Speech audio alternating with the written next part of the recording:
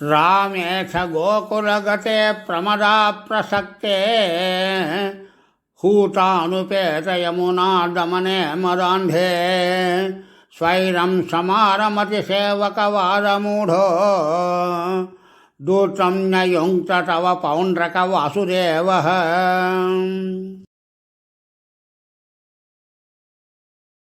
नारायणोऽहमवतीर्ण इहास्मि भूमौ धत्से किल त्वमपि मामकलक्षणानि उत्सृज्यतानि शरणं व्रजमामिति त्वां दूतो जगाद सकलैर्हसितः सभायाम्।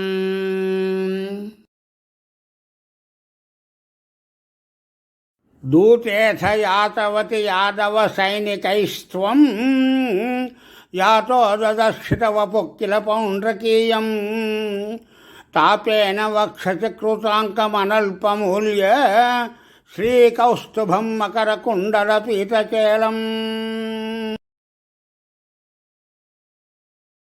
कालायसं निजसुदर्शनमस्य तोऽस्य कारानलोत्करकिरेण सुदर्शनेन शीर्षं चकर्थितममर्धित चास्य सेनां तन्मित्रकाशिपशिरोऽपि चकर्थ काश्याम्।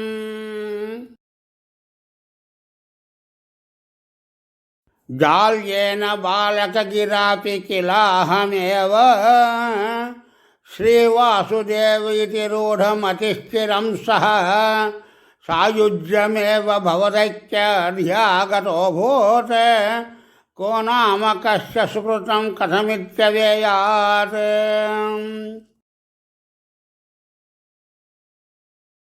काशीश्वरस्य तनयोऽथ सुदक्षिणाख्यः सर्वं प्रपूज्य भवते विहिताभिचारः कृत्यानलं कमपि बाण्ड्ररणातिभीतैः भूतैः कथञ्चन वृतैः सममभ्यमुञ्चत्।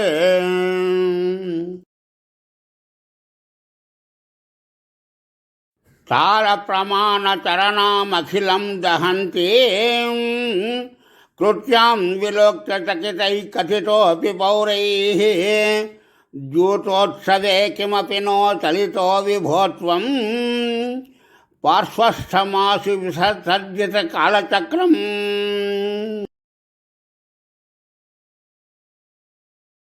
अभ्यापतत्यमितधाम्ने भवन्महास्त्रे हा हेति विद्युतवते खलु घोरकृत्या रोषात्सु दक्षिणमदक्षिणचेष्टितं तं पुप्लोष्टचक्रमपि काशीपुरीमधाक्षीत्।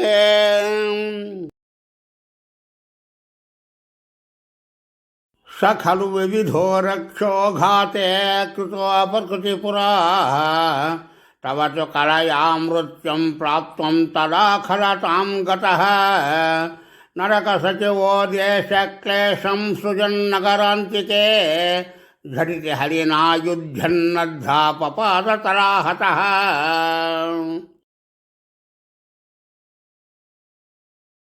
साम्बं कौरव्यपुत्री हरणनियमितं सान्त्वनार्थी कुरूणाम् जातस्तद्वाक्यरोषो धुतिकरिनगरो मोचयामास रामः ते घात्या पाण्डवेयैरिचेदु पृथुनाम्नामुचस्त्वं तदानीं तं त्वां दुर्बोधलीलं पवनपुरपते तापशान्तै निसेवे।